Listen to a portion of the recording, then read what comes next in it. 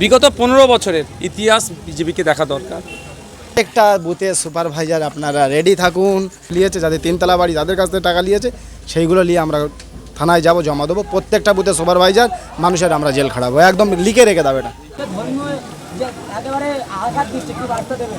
যে প্রতিশ্রুতিগুলো দিয়েছিল সেগুলো ফুলফিল করতে পারবে না বলেই তো ধর্মীয় উন্মাদনা ছড়াচ্ছে।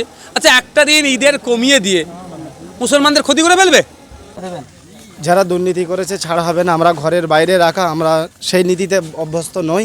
আমাদের ভাইজান সেটা শিখেছে, কেন দীর্ঘ 5 বছর বাড়ির বাইরে থাকলে কতটা কষ্ট, তার ফ্যামিলির কতটা কষ্ট আমরা জানি।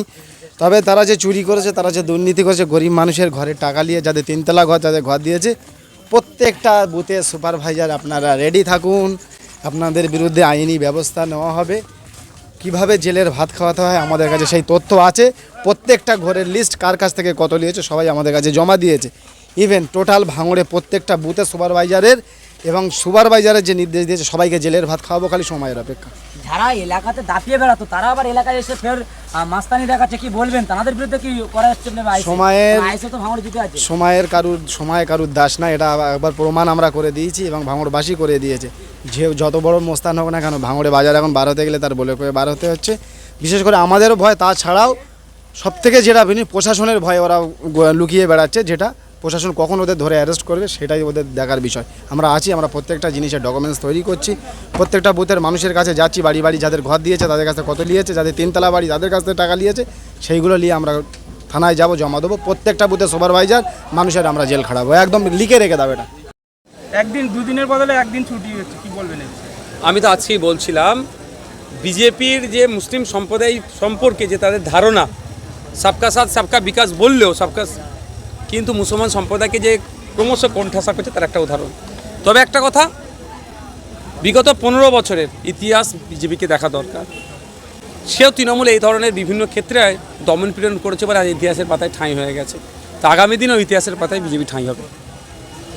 রাজ্যের নতুন হচ্ছে মুখ্যমন্ত্রী শুভেন্দু অধিকারী, তিনি বলেছিলেন 400 টাকা যে গ্যাসের দাম হবে, তারাকে সেসব নিয়ে না দেখতে এখন সে ধর্মীয় যে একেবারে আঘাত দিচ্ছে, কি বার্তা দেবেন? যে প্রতিশ্রুতিগুলো দিয়েছিল সেগুলো ফুলফিল করতে পারবে না বলেই তো ধর্মীয় উন্মাদনা ছড়াচ্ছে। আচ্ছা, একটা দিন ঈদের কমিয়ে দিয়ে মুসলমানদের ক্ষতি করে ফেলবে। কিন্তু একটা অন্য সমাজের মানুষকে না প্রশ্ন করে যে আপনি বলেছিলেন পেট্রোল ডিজেলের দাম কমানোর কথা, আপনি বলেছিলেন যখন অপোজিশনে, তখন এই প্রশ্ন না করে এই দিকে টার্ন করাতে চাইছে। আমরা তো বারবার প্রশ্ন করছি, যে প্রতিশ্রুতিগুলো দিয়েছিল সেগুলো বাস্তবায়ন করতে হবে। এদের পরে এখনো অনেক মানুষ আতঙ্কে আছে এসআইআর যে নাম ডিলিট হওয়া নিয়ে, কি বার্তা দেবেন? গত দুদিন আগে গিয়েছিলাম, মনে বার্তা দিয়েছে যে আমরা স্পিড আপের জন্য জানিয়েছি, নতুন করে হয়রানি করা যাবে না, প্রয়োজনে একটা টাইম নির্দিষ্ট করে দেওয়ার জন্য আমরা আইনের দ্বারস্থ হব। বিজেপি বলেছিল যে আমরা হিন্দুদের ভাই হিন্দুরা আমাদের ভোট দিয়েছে, কিন্তু এখন রেখা পাত্র তিনি বলছে যে হিন্দুরা গরু পুষবে তারা প্রকৃত হিন্দু নয়, কলঙ্ক হিন্দুদের নামে। তাহলে গরিব হিন্দুদেরকে রেখা পাত্র মহাশয়ার বক্তব্য অনুযায়ী তারা কি? ওই জন্য বলা হচ্ছে যাকে তাকে জিতিয়ে পাঠানোর বরণ করা হচ্ছে। কেন বলেছি যে সমাজ সচেতন মানুষকে পাঠাতে হবে? রেখাপাত্র মহাশয়ের হুঁশ নাই, যারা গোপালন করেন তার মধ্যে 80% হিন্দু সমাজে, এবং তারা প্রান্তিক গরিব, দিন আনে দিন খায়। তারা একটা গরু পালন করে 2 বছর 3 বছর পরে 80,000 1 লাখ টাকায় বিক্রি করে, সেই টাকা দিয়ে তার বাড়ির মেয়ে ছেলেটার বিয়ে দেয় বা বাড়িগুলো ঘরগুলো ঠিক করে। হুঁশ নাই বলে এই ধরনের কথা বলছে। এর জবাব গরিব হিন্দুরাই দেবে আগামী দিনে। দিলীপ ঘোষ তিনি বলছে মসজিদের রাজাবাজারের কথা টেনে বলছে, মসজিদের নামাজ পড়ার জন্য ওরা বলেছিল বাইরে নামাজ পড়া আন্দোলন করছিল, তাদেরকে বলছে যে ওরা নতুন হয়েছে, জন্ম হয়েছে, ওরা ভুল টাইমে জন্ম হয়েছে, ওদেরকে পিটিয়ে কথা বলে। আমি একটা বলে ওর কথা না বললেই ভালো। গরুর পিঠে হাত দিলে আপনার নাকি শ্বাসকষ্ট ভালো হয়ে যাবে, হ্যাঁ নাবে গরুর দুধে সোনা খুঁজছিল, ওসব কথা বলে মিডিয়ায় ভেসে থাকতে চাইছে। এদের কথা আপনি বলবেন না। কংগ্রেস পার্টি 20 মিলিয়ন ভিউ 5 দিনে, কিন্তু বিজেপি তার এক্সান্ডেল বন্ধ করে দিয়েছে। কি ভয় পাচ্ছে বিজেপি? কংগ্রেসকে ভয় পাচ্ছে বিজেপি। Thank you. আইনের বাইরে যেতে বলবো না। আবার কিছু মানুষজন বলেছে এবারে আমরা গরুকে জবা করা থেকে বয়কট করব। সেটা তাদের মধ্যে যারা করছে সে কোনো আমি জোর করতে পারবো না। তবে আমি একটু দাঁড়াও মা, ডেকে নেবো মা, দাঁড়াও 1 মিনিট দাঁড়াও, ডেকে নেবো। তবে আমি এতটুকু বলবো, আমার পেনের যতটা ক্ষমতা আছে সেই ক্ষমতা দিয়ে রাজ্যের মুখ্যমন্ত্রীকে জানিয়েছিলাম যে আইনটা আছে, আইনের 12 নম্বর সেকশনে বলা হয়েছে সরকার যদি চায়, রাজ্য সরকার যদি চায়, তাহলে ধর্মীয় ক্ষেত্রে, চিকিৎসার জন্য, গবেষণার জন্য তাহলে তারা ছাড় দিতে পারে। আমি দেখছি একদিকে যেমন মুসলিম সম্প্রদায়ের ধর্ম উৎসব পালনে কিছুটা হলে বাধা হয়ে দাঁড়াচ্ছে এই আইনটা, উল্টো দিকে হিন্দু সমাজের মানুষ যারা গরুকে পালন করে বড় করে বিক্রি করে এই সময় তারাও আর্থিকভাবে ক্ষতিগ্রস্ত হচ্ছে। আমার হিন্দু সমাজের মানুষরা আর্থিকভাবে না ক্ষতিগ্রস্ত হয়, এবং মুসলিম সমাজের মানুষেরা যাতে ধর্মচরণে কোনো না বাধা হয়ে দাঁড়ায়, সেই জন্য সেকশন 12 কে রিল্যাক্সেশন বা সেকশন 12 কে মান্যতা দেওয়ার কথা বলেছি, এখনো কোনো সাড়া আসেনি। তাই আপনাদের বলবো, আমাদের নেতৃত্বরা আছে, প্রশাসন আছে, যে গাইডলাইন আপনাদেরকে দিচ্ছে সবটা মাইকে বলা আমার সম্ভব নয়, আমি মাইকে বলতেও পারবো না। কিছুতে গাইডলাইন দিয়েছে, সেই গাইডলাইন মেনে আপনারা চলবেন। আইনের ঊর্ধ্বে কেউ নয়, এতটুকু শুধু মাথায় রাখবেন। আইনের ঊর্ধ্বে আমি নয়, আপনিও নয়, কেউ নয়। আইনকে মেনে চলতে হবে।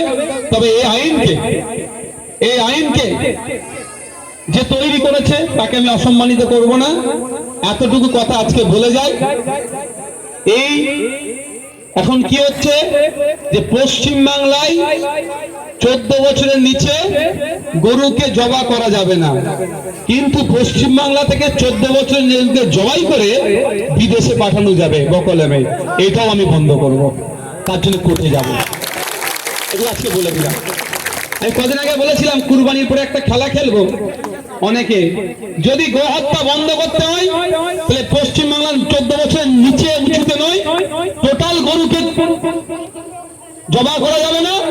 পশ্চিমবাংলাতে যেমন এখান থেকে জবা করে বা বিদেশে এক্সপোর্ট করবে, মাল তুলবে, ওটাও করতে দেওয়া যাবে না। সেই জন্য ভাঙড়ের বিধায়ক কোর্টে যাবে, এই কোর্ট খুললি আপনারা রেডি থাকবেন। অসুবিধা হবে কারো? আমাদের খেলে যদি অসুবিধা হয়, খাবো না কি আছে? আমরা কোনো দিনের জন্য কোন আমার হিন্দু সমাজের মা বোনকে কষ্ট দিতে পারি? আমরা এই কষ্ট দিতে পারি? তাহলে এই কেমন আইন? 14 বছরের নিচে খেলে বলতে কষ্ট হবে, আর 14 বছরে মরে গেলে বলতে কষ্ট হবে না। অ্যাকচুয়ালি এটা ধর্মের সাথে সম্পৃক্ত নয়, আপনারা মাথায় ঢুকিয়ে রাখুন। এটা ধর্মের সাথে রিলেট না। ধর্মকে সামনে রেখে গরু ব্যবসায়ী গুলো, এক্সপোর্টার গুলো, তারা এটাকে কন্ট্রোল করতে চাইছে। আমি আমার কথা বলছি, যারা হজে গিয়েছেন তারা বলতে পারবে, ওখানে গিয়ে গরুর গোশত তারা খেয়েছেন, তারা সব প্যাকেটে সুন্দর করে মুড়ে ওখানে পৌঁছায়, তারা সব ভারতবর্ষ থেকে এক্সপোর্ট হচ্ছে। এখানে আপনি 200 টাকা কিলো কিনছেন, 250 টাকা, ওইটা ওখানে 750 টাকা কিনতে হচ্ছে। এই মধ্যিখানে যে বেশি ইনকামটা এক্সপোর্টাররা করবে, মোদির বন্ধুরা করবে।